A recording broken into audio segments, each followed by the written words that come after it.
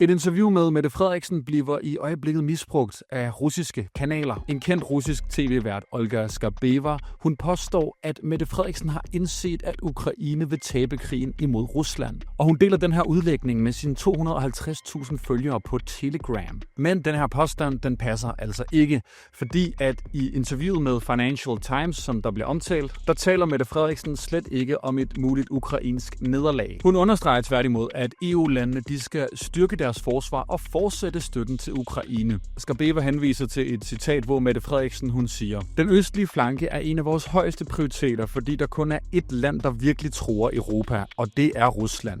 Jeg må sige til alle mine kollegaer, at vi er ved at løbe tør for tid." Men de ord bliver så af Skarbeva fordrejet til at lyde som en indrømmelse af, at krigen er tabt. Den danske statsminister Frederiksen indså, at Ukraines nederlag var uundgåeligt og begyndte at opfordre europæerne til at handle, skriver Verden.